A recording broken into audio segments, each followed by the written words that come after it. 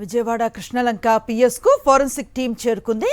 గాదే సాయికృష్ణ కేసులో ఆధారాలను సేకరిస్తున్నారు. ఇప్పటికే సాయికృష్ణ ఇంటికి చేరుకొని బాధితుడి తల్లి విజయలక్ష్మి స్టేట్మెంట్ను రికార్డ్ చేశారు.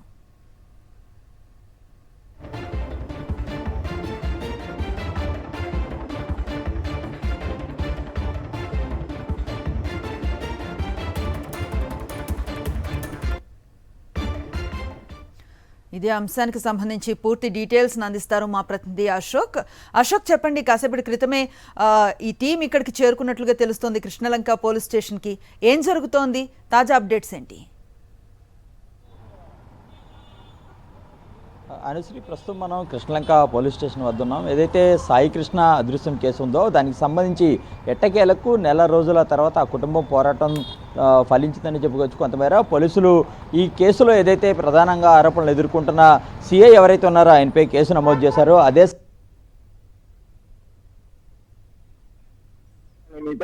ఆయన సాయికృష్ణ ఇంటికి వెళ్ళి వారి కుటుంబ సభ్యులను కావచ్చు, వారి ఎవరైతే సాయికృష్ణ తల్లి ఉన్నారో ఆమె నుంచి కొన్ని వివరాలు సేకరించారు.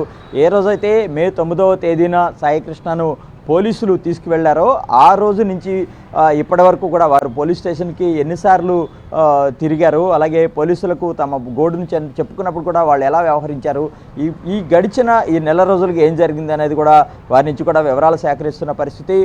ఎవరైతే విచారణ అధికారులు ఉన్నారో దైవప్రసాద్ కూడా సాయికృష్ణ కుటుంబ సభ్యులు తమ దగ్గర ఉన్న ఆధారాలను ఇచ్చారు. అలాగే ఎవరైతే అటు సాయికృష్ణను చంపడంతో పాటు ఆమె తల్లిని కూడా మానసికంగా పోలీసులు వేధించారంటూ కూడా వారు ఫిర్యాదు చేసిన పరిస్థితి. ఇక కృష్ణలంక పోలీస్ స్టేషన్కు కొద్దిసేపటి క్రితమే ఫోరెన్సిక్ టీం కూడా వచ్చింది.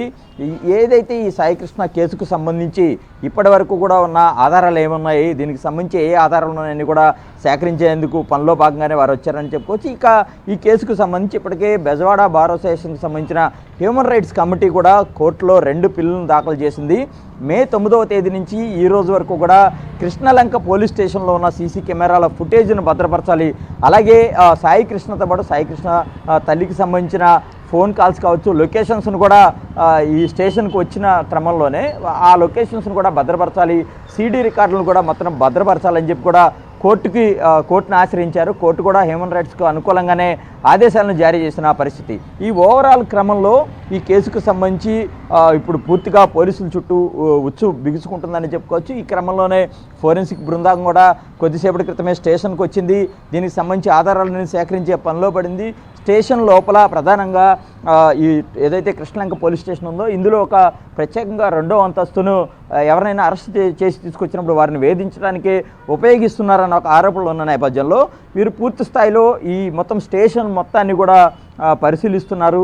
ఇక్కడ ఉన్న సీసీ కెమెరాల ఫుటేజ్ పరిశీలించడంతో పాటు ఈ కేసుకు సంబంధించిన ఆధారాలు ఏమేమి దొరుకుతాయి, దానికి సంబంధించి అన్ని రకాలుగా అన్ని కోణాలను కూడా దర్యాప్తు చేస్తున్న పరిస్థితి అయితే కూడా కనిపిస్తుందని చెప్పుకోవచ్చు. మరోవైపు రాష్ట్ర ప్రభుత్వం కూడా ఏర్పాటు చేసిన ఎవరైతే విచారణ అధికారులు ఉన్నారో ఆయన కూడా